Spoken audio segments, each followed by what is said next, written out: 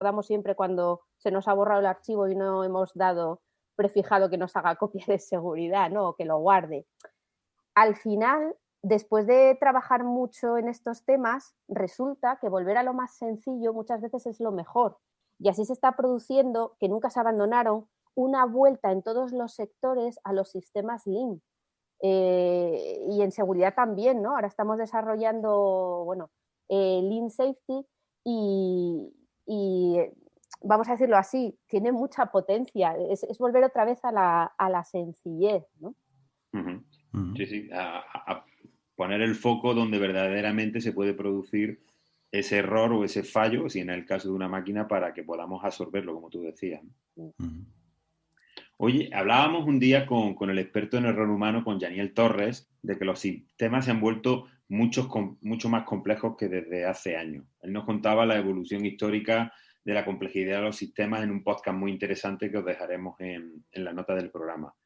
Y así, para simplificar, también con otro compañero, con Jesús Ariza, nos ponía un ejemplo muy bueno de cómo se han hecho cada vez los sistemas más complejos. Él nos decía que antes, para escribir una carta, pues tú cogías la máquina de escribir, metías el folio y te ponías a teclear y veías que no escribía.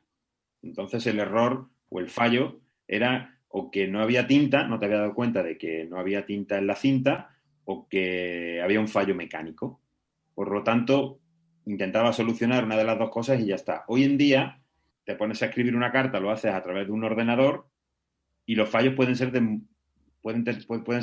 fallos muy diferentes. El sistema se ha hecho más complejo. Es más fácil escribir una carta, te permite corregir y otras muchas cosas que no te permitía la máquina de escribir, pero el sistema es más complejo. Te puede fallar el software, el hardware, la impresora, etcétera, etcétera, ¿no? ¿Cómo podemos gestionar el factor humano y los sistemas complejos con los que trabajamos hoy, Sonia? Bueno, pues poquito a poco.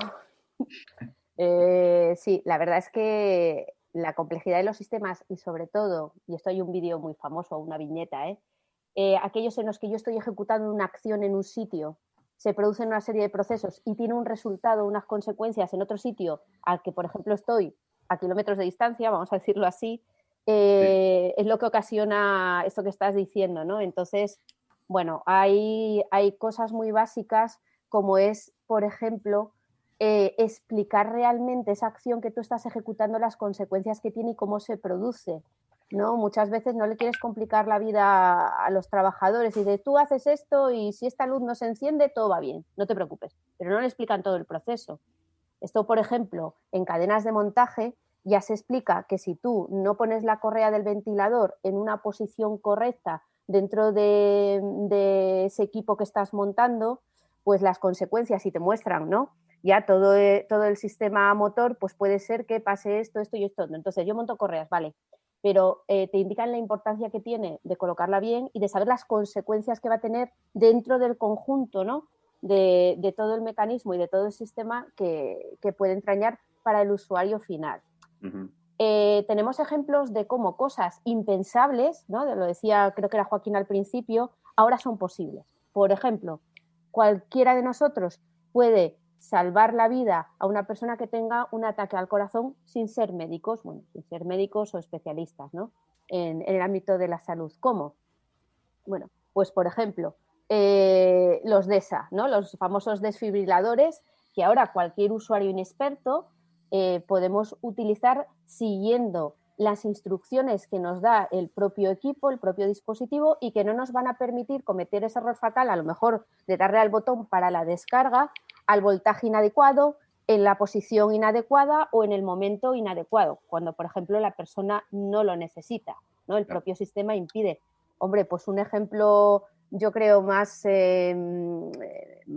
gráfico que de cómo un proceso complejo se puede ejecutar por personas, voy a decirlo así, casi inexpertas, pues es maravilloso, porque no vamos a poder hacer esto con otro tipo de procesos. Es un poco el pensar, el pensar. Y para pensar es muy importante, por ejemplo, el pensamiento divergente en los equipos que crean este tipo de sistemas, voy a decirlo así. Claro, si juntas a 5 ingenieros o a 5 filósofos, ¿no?, para diseñar o construir un mecanismo X o un teorema Y, su pensamiento conjunto les hace no valorar otras opciones, ¿no? ¿Cómo va a hacer esto alguien que no sea ingeniero? Bueno, un ejemplo cotidiano que tenemos todos los que hemos tenido niños es que estudiamos en la casa, ¿no?, todos los posibles puntos donde puede hacerse daño y los vamos corrigiendo. Ponemos esquineras en las mesas o en los salientes con picos, vallas en las escaleras, ¿no?, para que no pueda acceder, tapamos todos los enchufes, etcétera. Bueno, que todo esto está muy bien, pero el niño, claro, siempre encuentra un sitio donde hacerse daño que nosotros no hemos contemplado. ¿Por qué? Porque sencillamente no nos hemos puesto a la altura del niño. El niño va a ras de suelo, gatea, y nosotros desde 1,60, que es lo que yo mido o más, las cosas las vemos siempre desde otro punto de vista, desde, en este caso, el adulto, ¿no? Voy a llamarlo así como si fuéramos el experto. Bueno, pues esto es un poco lo que pasa cuando diseñamos este tipo de proyectos o incluso un procedimiento, ¿no? Por ejemplo, se tuvo en cuenta en el montaje que iban a participar personas con varios idiomas, que aunque hubiera un idioma común que es el inglés, a ver cómo lo entendían, ¿no?, cuál era su nivel de inglés. Esto IKEA ya lo tiene superado. Quien más y quien menos ha montado algún mueble, ¿no?, de IKEA. Y es que son interpretados casi por cualquiera y logras montarlo, mejor o peor, y van sin palabras. ¿No? A lo mejor para el montaje, para el tema del esquema del montaje de ese cableado o de las conexiones, bueno, habría que verlo, ¿no? Son sitios por hilos, voy a decirlo así, de donde se puede tirar a la hora de diseñar este tipo de proyectos, ¿no? Y cada vez se produce más. Mirar, la semana pasada estaba dando clase a personal del sector nuclear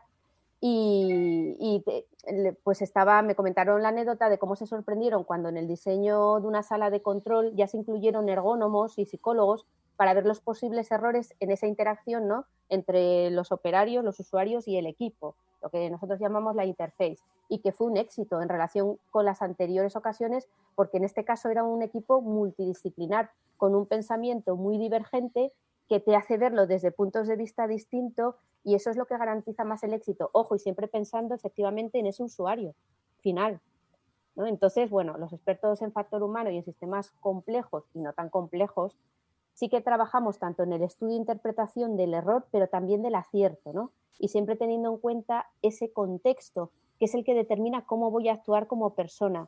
Y ojo, como persona individual, pero también conjunto, porque es distinto la psicología que tenemos individual que la que tenemos dentro de, voy a decirlo así, de un grupo o de una organización, ¿no? Por lo tanto, pues efectivamente los errores siguen siendo, la actuación humana es una consecuencia, no una causa. Y de hecho creo que yo, que trabajo mucho en procedimientos, creo que esta es una frase que debería de encabezar todo procedimiento de instrucción de trabajo, ¿no?, para que se tuviera muy presente de la persona dónde figura en todo este proceso. Al final creo que si invirtiéramos más tiempo en pensar y diseñar, ¿no?, conociendo al usuario, y que en poner esas barreras al error y esos castigos, siendo realistas, ¿no?, sobre las capacidades que tenemos las personas, pues yo creo que sería otra película, ¿no? Y además, quitar al factor humano de la ecuación ya vimos que no es la solución. No, está claro. Si no queremos acabar extinguidos, yo creo. Sí. Oye, Sonia, y para que los oyentes no lo vean como algo exclusivo del sector, ya hemos puesto otros ejemplos, pero para que no parezca que esto es una cosa de la NASA o del sector aeronáutico, ¿crees que se puede implantar en cualquier empresa? Me refiero a las barreras del error y trabajar en el tema de los errores.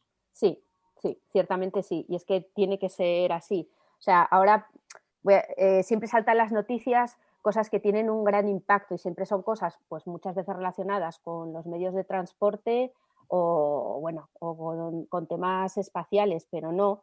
Hay cosas, hay todo tipo de sectores y de empresas, sin importar a qué se dediquen o el tamaño, en donde todo esto se puede llevar a cabo. Cada uno tiene que encontrar dónde necesita aplicar, vamos a decirlo así, la solución, o hacer un estudio más concreto. Pues yo llevo 20 años trabajando en esto, a veces de una manera más directa y otras más indirecta, y apoyando a las empresas a comprender realmente qué es esto del factor humano, ¿no?, de las personas, y no hablar tanto del error humano, que es la parte que, bueno, que a mí me intento que las empresas lo vayan entendiendo, y voy a decirlo así, que no estén tan sesgadas por las noticias y por la opinión pública. Entonces, Este factor humano tiene unas capacidades, ¿no? Un sistema para tomar decisiones, para resolver situaciones que se han degradado, ¿no? Tenemos una percepción del riesgo y también tenemos unas conductas que podemos cambiar a través de nuestras actitudes, ¿no? El que deja de fumar no deja de fumar porque le muestren fotografías de que puede desarrollar un cáncer o porque mata, deja de fumar porque encuentra algo internamente que modifica su actitud frente al tabaco y que modifica la conducta frente al tabaco y esto es uno de los pilares que hay que tener claro, por ejemplo. También entender el objetivo para el que se diseña el equipo o el sistema, ¿no? Y cómo hacerlos más sencillos, más intuitivos y también, evidentemente, resistentes al error. A veces el que nos diseña un manual de instrucciones, lo hace pues, con el objetivo de no dejarse nada que le pueda suceder al usuario, pero a veces no se detiene a pensar si el usuario va a ser capaz de leerse todas esas instrucciones hasta el final, ¿no? Claro. Yo he visto políticas de empresas que en vez de hacerlas de texto, las han hecho de dibujos. ¿Por qué? Bueno, porque tienen a lo mejor trabajadores o personas que no saben leer y entonces pues con el dibujo lo entienden, voy a decirlo así, ¿no? ¿Qué más? Mirar, cosas también que nos hemos encontrado. Pues en un proyecto que tuvimos de mantenimiento había un problema con errores cometidos a través del software, ¿no? Mediante el que se introducía una serie de parámetros, ¿vale? En este caso, pues para calcular unas frenadas. Entonces, al estudiar los pasos de la tarea, resulta que si el operario se confundía en un dígito, el sistema no se lo impedía y lo trasladaba, ¿no? a su programación. Algo tan simple, como dijimos antes, que preguntara si es el parámetro deseado, pues ya sería una redundancia que permitiría recuperar ese error. También hay una anécdota por ahí circulando con Hacienda, ¿no? Y que se confundió también en un 1 y en vez de, como era, 100 euros, pues puso 1.000 euros. Bueno, hay cosas así. Otros más parecido al error que dicen que ha originado el desastre, ¿no? Del que estamos hablando hoy, pues se produjo también hace unos años en el sector hospitalario. En esta ocasión, bueno, se juntó, y en esto es muy importante la descripción del contexto y de los factores que subyacen para que se cometa esa cadena de errores. Una enfermera con poca experiencia y que la dejaban sola por primera vez en un área de prematuros, que también es una zona crítica, vamos a decirlo así, ¿no? Dentro de un hospital, aplicó una dosis errónea de un medicamento porque la jeringuilla encajaba en el conector indebido, vamos a decirlo así. Bueno, el conector era el debido y la jeringuilla la indebida, pero le dejó conectarla. Y bueno, por desgracia en este caso la criatura se murió. O en otra ocasión también hemos visto errores al calcular la dosis. ¿Por qué? Porque los dígitos o son a veces poco claros, no te permiten verlo bien, o porque tienes que calcular una magnitud que viene en la que no es la usual del país y hay que hacer un cálculo muy rápido en situaciones críticas para aplicar la dosis adecuada. Claro, con la globalización de los mercados, ¿no? Hay que tener cuidado con estas cosas. Pues el otro día mi hija estaba leyendo no sé qué y dijo, mamá, ¿cuánto es un pie? Digo yo, pues no me acuerdo, porque venía en pies, ¿no? La magnitud. Bueno. Sí. Por ejemplo, en el sector automoción ya vimos, se utilizan mucho los pokayoques, ¿no? Para el tema de que la pieza solo tenga un encaje. O, por ejemplo, se revisan las cotas, ¿no? Mediante patrones o digitalmente, ¿no? Se escanean. En el sector alimentación hay detectores para encontrar trazas de objetos metálicos y que no lleguen al consumidor. Ya se ha producido el error, ¿vale? Pero vamos a impedir que llegue al usuario final. Recursos tan sencillos como una tarea que hemos dejado a medias porque, pues, yo qué sé, ha habido una interrupción, hemos tenido que parar para hacer otra cosa y cuando volvemos a la tarea, pues hay un sistema que es voy 2 pasos atrás, por detrás de donde pensé, ¿no? Que había dejado la tarea y así si me he dejado algo, me he confundido donde me había parado, lo puedo recuperar. Por ejemplo, esto dando par de apriete en una cadena de tornillos, era un error que pasaba en una empresa, no sabían por qué, tal, lo que querían hacer. La primera solución fue pues que no lo hagan entre 2 personas para que no hablen. No, hombre, no. Lo necesitaban hacer entre 2 porque había que sujetar la pieza, colocarla. Lo que tienes que hacer es que puedan corregir el posible error, ¿no? Y la solución tan sencilla era volver 2 pasos atrás o, entenderme, 2 o 3 tornillos atrás. Sí. Es como cuando tienes un libro y no te acuerdas, llevas tiempo sin leer, te vuelves un capítulo atrás, ¿no? Exacto. Claro, muy claro, sí. Porque además esto, bueno,